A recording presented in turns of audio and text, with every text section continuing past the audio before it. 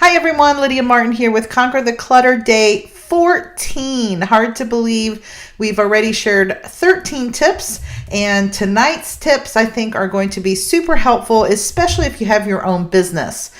All of the information that you need to save for taxes, all your business expenses, what are your options for keeping up with this information?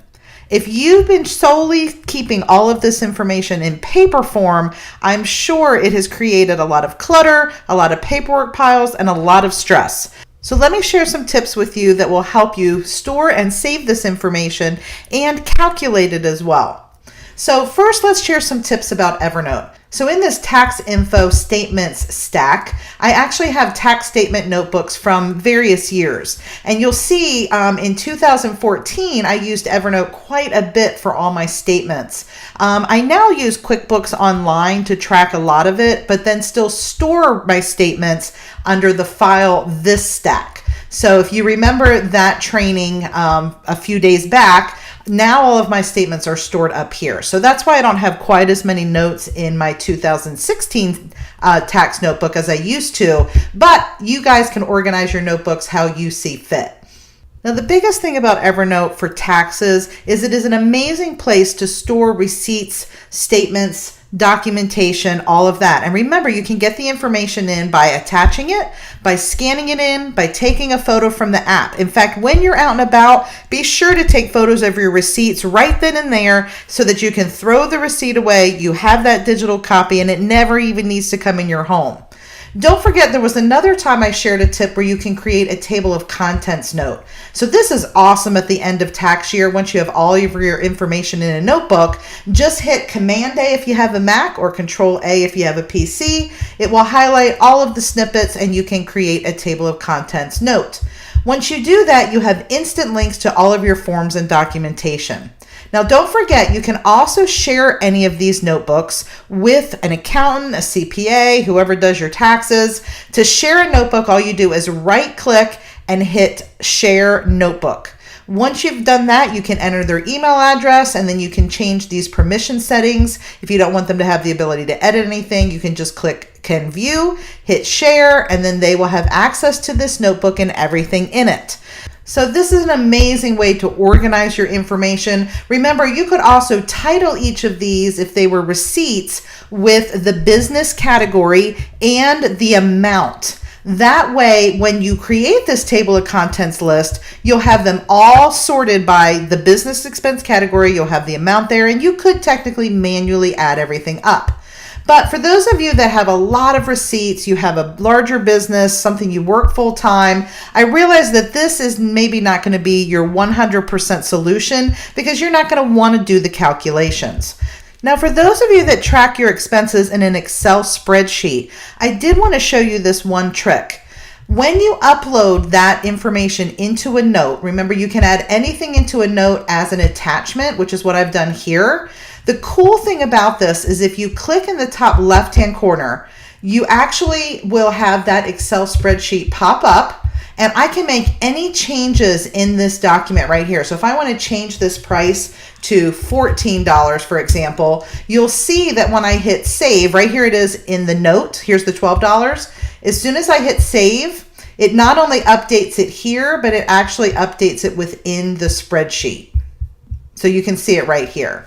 So this is really handy. Now, I do have a Mac, so I'm assuming this still does the same thing on a PC, but this was a homeschool list of curriculum that I was selling. So how handy to upload my Excel spreadsheets into any sort of notebook, and then I can make any changes right from here, save it, and now it's updated it within the note. So if you don't use an Excel spreadsheet or you don't want to manually make any calculations, your other options is to use a digital tool. Now, all of these digital tools do have a monthly subscription fee, so you'll want to compare. Most of them range anywhere from about $6 to $15 a month, but they can save you a ton of time if you have a lot of expenses, if you're tracking mileage. In fact, every one of these ones that I'm showing you does have a mileage tracker built in. So if you go to taxbot.com, you can kind of watch some videos, some demos, get an idea of what it does. Let me show you what the app looks like. You can see how you can classify all of your categories. Right there's what the mileage logbook looks like. Makes it very, very easy also to take images of receipts. So if you're not going to use Evernote for that purpose, all of these apps do have the ability of just snapping a photo within the app itself, and then that will save that information and calculate it as well. So you might want to check out TaxBot. Another option that's super popular is Expensify. Don't you love their marketing line? I love it. But Expensify is another fantastic app. This is actually a tool I used for a while. You'll see again, the app does allow you to take photos of receipts. You can track all of your expenses. It also does mileage. So these apps are super handy. In fact, in the comments below, I would love to hear if you use any of these, what you love about them, or maybe you have a different tool. Once my business expanded to multiple businesses, I actually did decide to go with QuickBooks Online. QuickBooks is probably the most involved or sophisticated, I guess I could say, tools out of all of these. It does so many different things, and in reality, many of you may not need all of the features that it offers. It probably has the biggest learning curve. In fact, I actually use a virtual assistant to handle all of my QuickBooks. I realized I could take the time to learn it, but why do it if I don't have to? Time is money, remember. So if you don't want to have to take the time to learn a system like QuickBooks, or you don't really want to pay someone to do it for you, this may not be an option for you, but I will tell you, I am so hooked on QuickBooks Online, how it downloads all of my banking information, statements, expenses, and of course, they have an app as well. So you can kind of get an idea here on how it works. And they have many varieties of levels of QuickBooks, so you can pay anywhere from $7 a month and up, depending on the type of business that you have.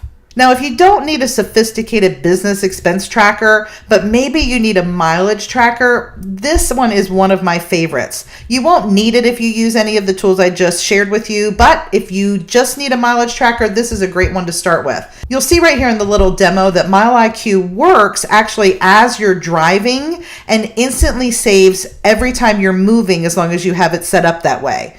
And the cool thing is you can just swipe to the right if it's business or swipe to the left if it's personal. So it makes it really, really easy to track mileage. Now, you only get so many swipes per month for free, so this will be a paid application for you if you do a lot of driving. But this is so much handier and more efficient than trying to write that information in a log. So I know I just threw a lot of options out at you guys, but I wanted you to know what was out there so that you can figure out the tool that will work best for you. Hope these tips have been helpful, and we'll see you tomorrow.